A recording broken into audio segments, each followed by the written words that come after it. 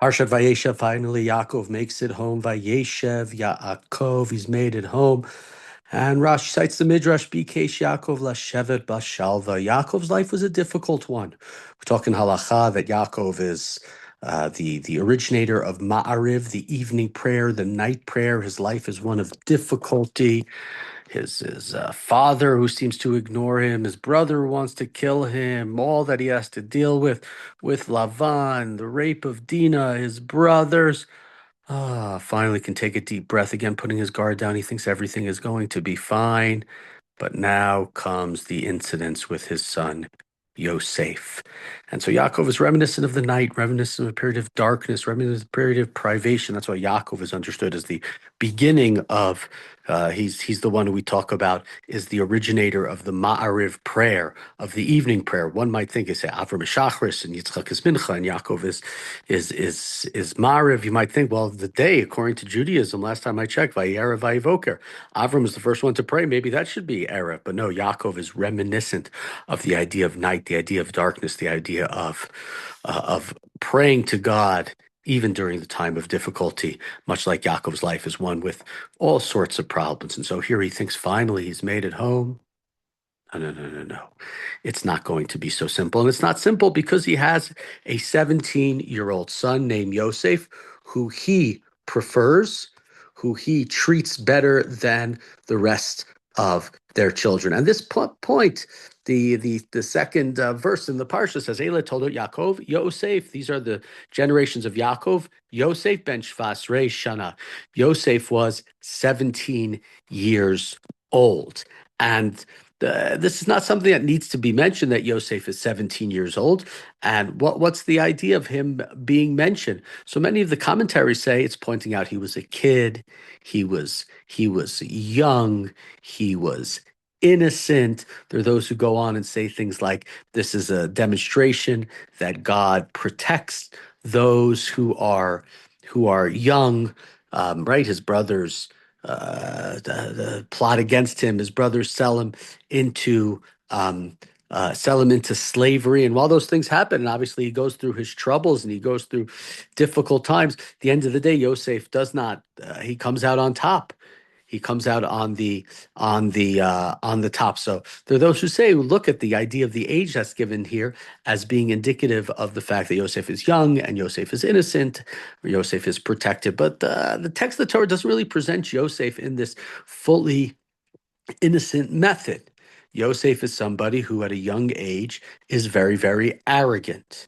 He talks about his great dreams, right? I'm sure many times in life you've heard that the best way is, sometimes you got to keep your mouth shut. We saw that over and over again. The book of Mishlei, the book of Proverbs talks about that.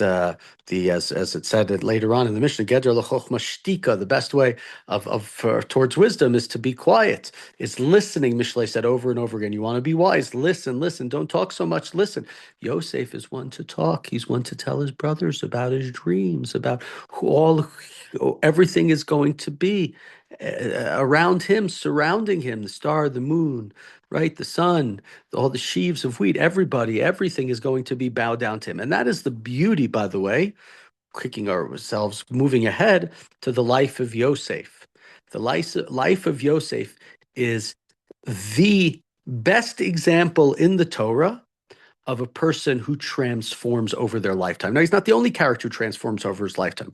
We talked last week about the women who transform Bathsheba and Sarai and Rivka, who are voiceless and gain a voice and are able to affect the future. We could talk about Moshe, who says, Eloish Dvarim Anochi, I'm not a man of many words. And what is the last book of the Torah? Ele hadvarim asher diber Moshe. We see a transformation of Moshe. I'm not one of many words to being the person. This is my entire book, the fifth book. But out of all of them, the one person who shows the greatest story of growth throughout his life, or maybe the easiest one to point to, is Yosef. Yosef here, what does he say to his brothers? You're all going to be bowing down to me. That's what's going to happen. Seemingly, that is what he's saying in his dreams. That's the way they understood it. Seemingly, that's the way that he understood it. That seems to be the way that everybody does understand it. And Yosef is not just daydreaming, and he's not lying because, of course, it happens later on. But what does Yosef say In many parshiot from now, when the brothers come and they bow down to him, what does he say? He says, I am just part of the divine plan. This is not about me. There's nothing that I did. I am not bitter at you for selling me into slavery. I'm not bitter at you about what happened. I'm not going to take revenge against you. I'm just part of the divine plan. God has a plan, and my role, for whatever reason, was to become the viceroy of Egypt, and this way to allow our family to live, allow our family to retain its dignity and its life, even during such a horrific famine.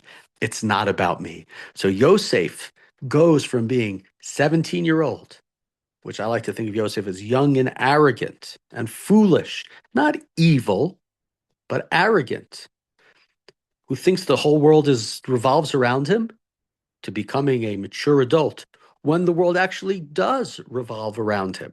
What does Paro say over and over again? You want food? Go to Yosef. Paro says, I'm not dealing with this. I'm going to sit here and lounge. I'm going to go to the spa. I'm going to get a massage. I'm going to, whatever it was that Paro enjoyed doing, that's what Paro was doing. The one who was working was Yosef. He had all the power, but he was the one working. So the whole world, their world does revolve all around Yosef. But Yosef realizes it's not about him. And so Yosef is a tremendous story of going from arrogant youth to being a mature, God-fearing adult. And it's a beautiful story, but it's not it's not an easy story. And part of the story and part of the problem begins, it's not only Yosef's arrogance, it's that Yosef's arrogance, and perhaps Yosef had greater potential, and perhaps Yosef saw this. Perhaps his brother saw this. There's a question whether there's latent jealousy from the brothers or not. And his father saw it. So why did his father favor him? Why would Yaakov do such a silly thing? I'm sure all of us who are parents have been asked by our kids at times, if you have more than one kid, which kid do you prefer? Right? Who's your favorite? Oh, this one's his favorite. This one's dad's favorite. This one's mom's favorite. Da, da, da, da. That question is asked. And we all have to say, you each have different midot in different ways. And there's this thing and there's that thing and everybody, blah, blah, blah. Then you say whatever it is that you say, whatever you rehearsed. If you have a good script, I'm happy to have it.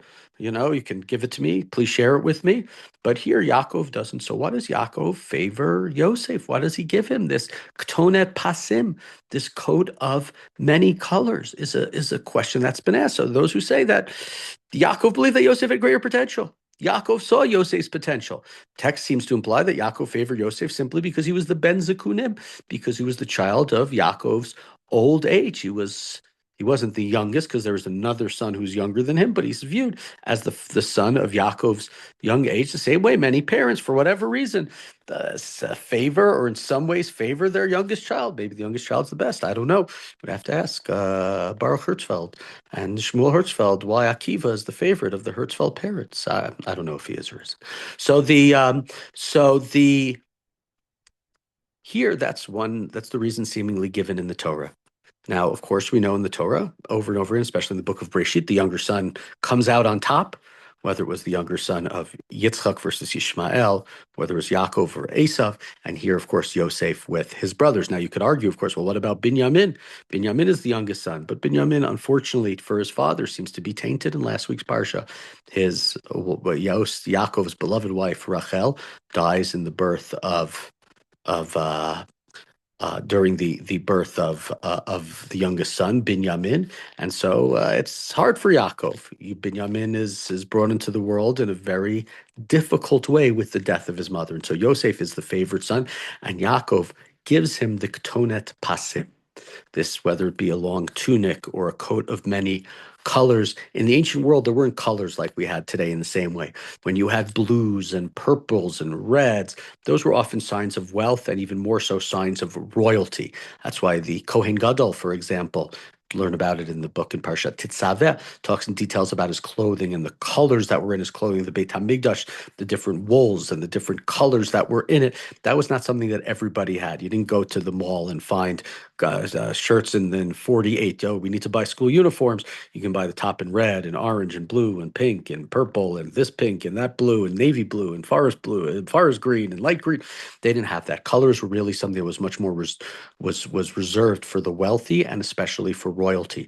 So having Yosef have this long tunic, or having Yosef having this special clothing had an implication of him being royal, of him being greater. And it becomes obviously a very, very problematic notion.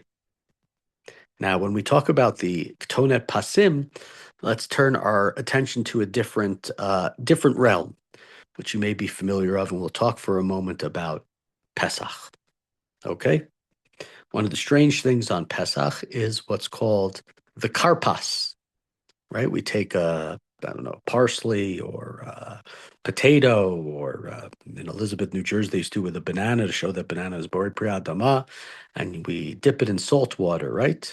And it's called karpas. And what is that doing there? So I don't know about you, but when I was young in school, what they told us, anything that was strange at the Seder, it was k'tei, right? Shishalu hatinokot. So the kids will see that the meal is weird and things are strange, and they'll ask questions, and then eventually we'll get to avadim hayinu lefaro b'mitzrayim. It's all this method, question and answer method, in order for us to then ask questions about Egypt. But why are you dipping this vegetable in salt water? I don't know. Why are you not doing planks or jumping jacks or something? Why this thing?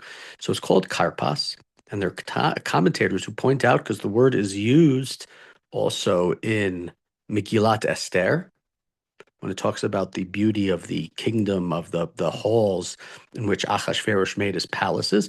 Karpas, it says, it's an acronym for Ketonet, that's the kaf, Riboy means many, Pasim, a coat of many colors.